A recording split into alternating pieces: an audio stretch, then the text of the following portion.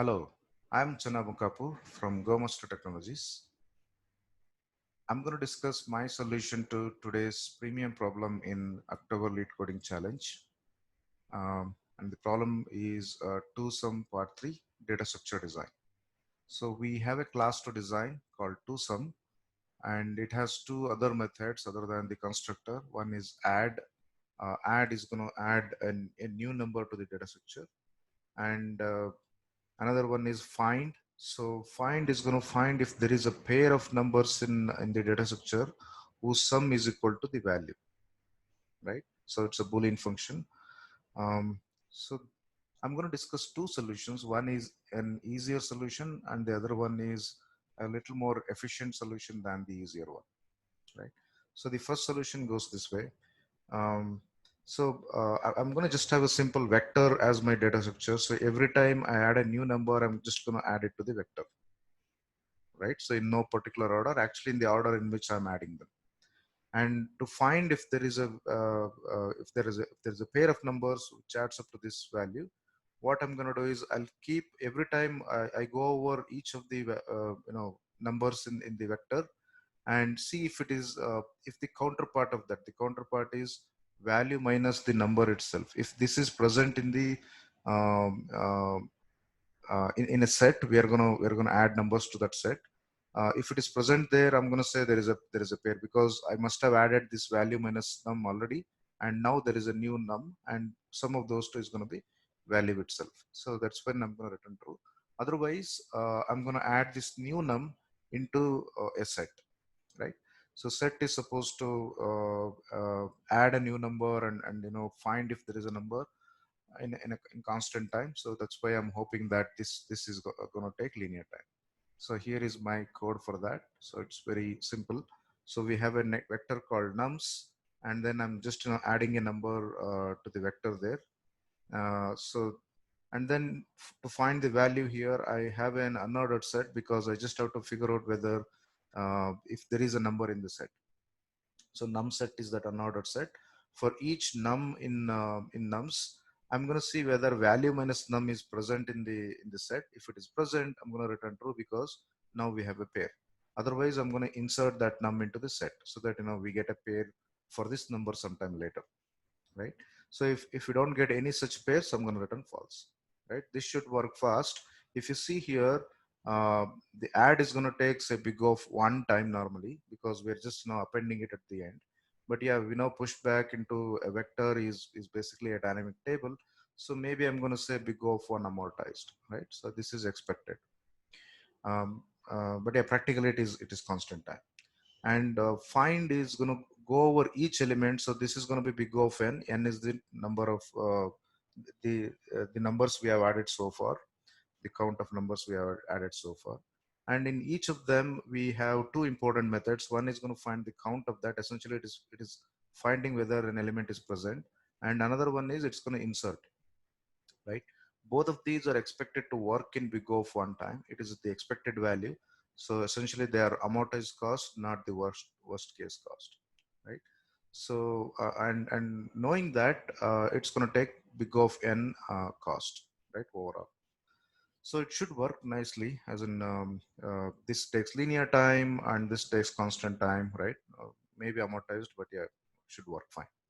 So let's submit and see if they work. I'm going to quickly submit it. So yeah, it is accepted, and let me look at how much time it takes.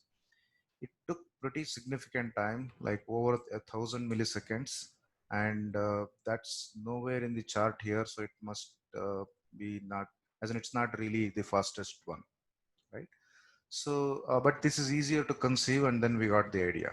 Let's look at another solution which is little more efficient.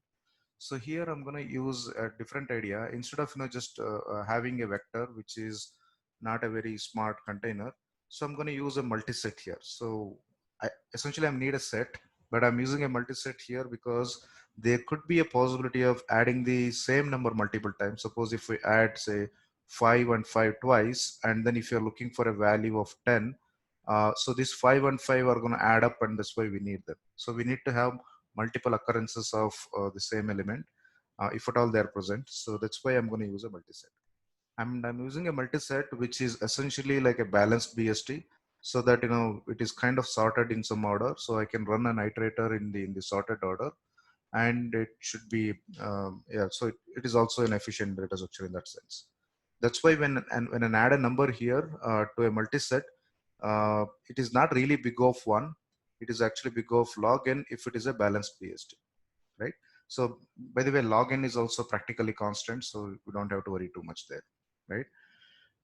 And then find method, the way it works is I'm just taking out this base case which where if there are less than two elements in the collection, obviously we are not going to find a pair, so I'm just returning false. So now what I'm doing here is I'm having two iterators, one starting from the beginning and one starting from the last element, which is one lesser than the end iterator, right? So that way the iter, which is the forward iterator is going to go in forward direction, and r iter is going to go in reverse direction, right? So as long as both are different, iter and r iter are different, I keep doing it. So here I just see whether the values both of these iterators are pointing to. If the sum of them is going to be equal to value, then we found a pair, and then we're going to say if it's found. Otherwise, I just either increment iter or decrement r iter, depending on the sum of the values of these two iters are pointing to, right? So that's how this is going to work. And if you see the efficiency here, we already seen this is going to take big of log n time, and we have a multiset here. And so if you see here, there is a loop which where the forward iterator starts from the beginning and r iter starts from the last element, and they meet at some point in the worst case, right? Until then, these are the operations which are done, maybe like big of n times or maybe n times at the worst case, right? And if you see here, both of these iterators, when you increment or decrement, they, even though they take amortized constant time per operation, but all operations put together is actually big of n worst case, right? So that's why this is a linear time algorithm in the worst case, not in the amortized cost, right? So, and it is expected to work a little faster than the previous method. Let me submit once again here.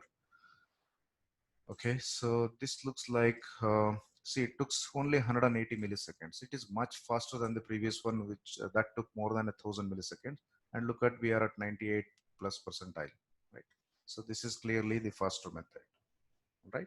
So see if you know any other methods, and then how does it perform, or if you have any comments or suggestions to the current method, please let me know. All right. So these are the times I've taken, right? 1320 for the first method and 180 millisecond for the second method. All right. Thanks for watching. Happy